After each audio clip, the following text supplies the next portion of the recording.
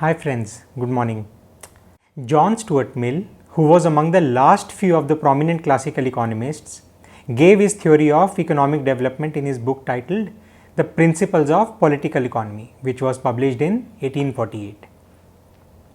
His theory makes for a very interesting read because it is as much an absorption of the theories of his predecessors Adam Smith, Malthus and Ricardo as it is close to the reality of the modern economic times, particularly for underdeveloped nations. When you read his work, you get a feeling that you are glancing through a text from a sociology book.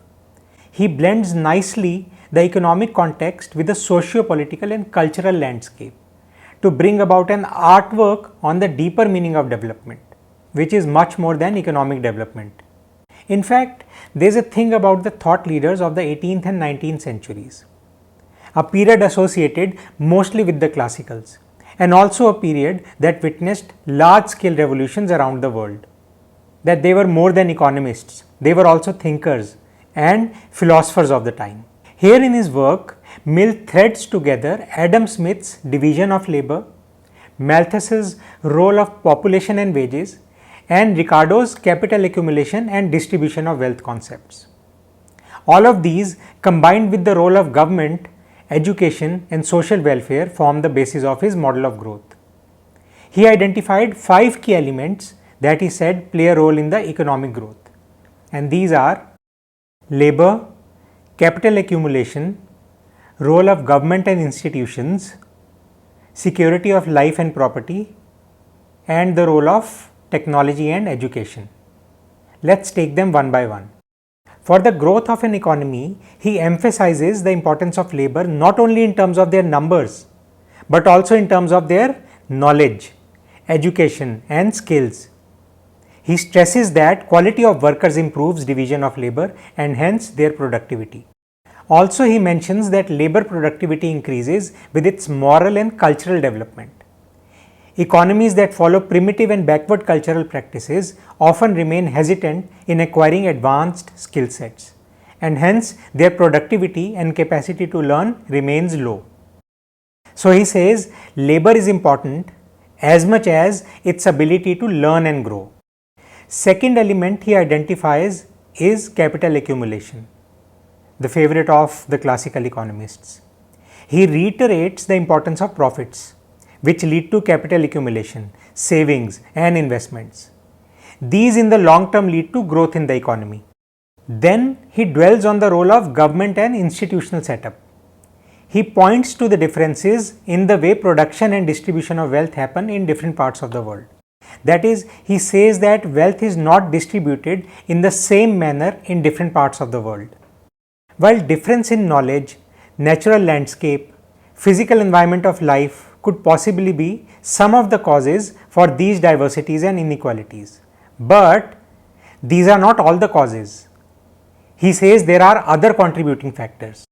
Unlike production, which is governed by physical laws, distribution of wealth in an economy depends on human choices, local statutes, political setup, and institutional framework of that society. A society represents the collective and simultaneous state of knowledge, intellect, and cultural aspects of its people and industry. He emphasizes the influence of the progress of society on production and distribution. That is, how a society progresses and adapts to change affects the production and distribution mechanism there. The scope of development depends on the form of government and the will of the government to guide the economy in the right direction and in all fairness. Stagnation of the underdeveloped economies is due to uniformity of opinion, where everybody thinks alike or is made to think alike, like in a dictatorship, or in despotic or corrupt governments, or in economies with backward customs. So these are all the causes that he associates with stagnation in the underdeveloped economies. So he is categorical on the aspect of security, argues strongly in favor of security of life and property, stating that if the government and powerful individuals or groups deprive the cultivators of their surplus produce, economic progress becomes impossible. That is, the farmers and businesses need to have that sense of security that their produce and right to property will be protected for them to contribute wholeheartedly to the process of development. Security means protection by the government and at the same time protection against the government. The latter is much more important because security leads to surplus production. Any insecurity in the minds of the farmers may lead them to producing lesser and not more than necessary. That is, they will not produce surplus, which is the basis of capital formation and growth. Last but not the least, he emphasizes on the role of technology, education and knowledge. Mill recognizes technological progress as a key driver of growth. He believes that innovation and improvements in production methods are a strong counterforce to diminishing returns. That is, with improvement in technology and enhanced methods of production, you can overcome the problem of diminishing returns and productivity can be greatly increased. He also believes that economic development and welfare happen through education, learning and cultural advancements. He understands that these changes are brought about over a period of time and not abruptly. So, the process of development, he says, is dynamic and not a one-off static process. Mill talks about stages of economy as well. He says that there are two stages of economy, backward stage and advanced stage.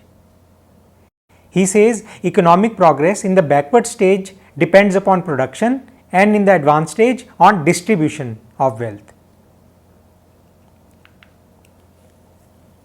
In the backward stage, population pressures can be checked by Malthusian positive checks and in the advanced stage by preventive checks.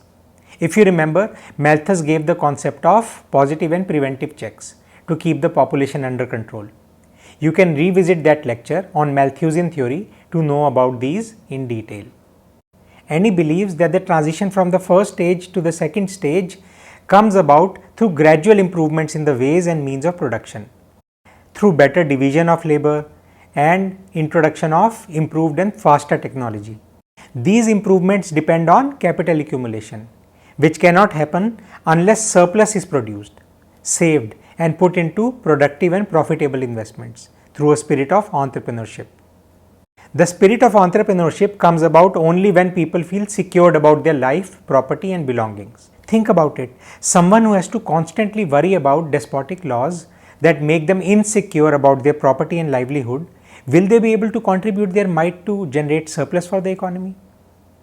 Or if small farmers are worried that bigger landlords will come and snatch their lands through institutional collusion, will they feel secure enough to produce for the growth of the economy? Lastly, he draws a 3-point path for the development of backward economies.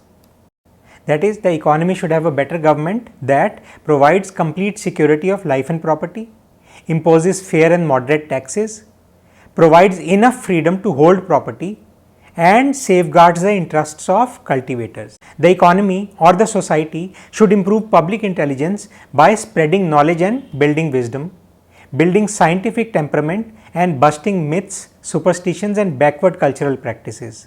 Also, it should allow free inflow and outflow of capital.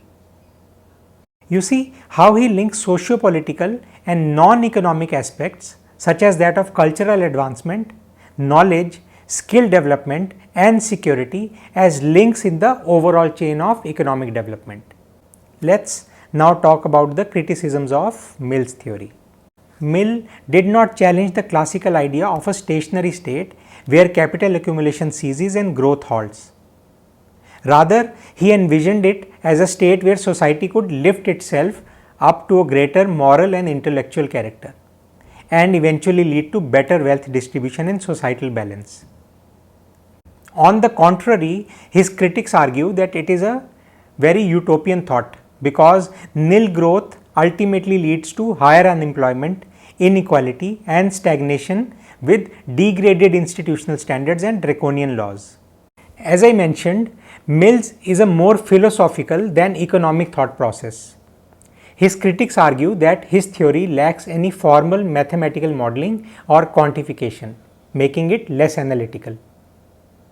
In conclusion, Mill's theory of economic development serves as a foretelling of modern economic times. He retains the classical structure of division of labor, capital accumulation, diminishing returns and stationary state, that is all the characteristics of the classical economics period. At the same time, he also votes strongly on the role of technology, education, skill development, cultural reform and good governance in making a society just, equitable and morally evolved. That's all for Mill's theory. We'll see you in next. Thank you very much.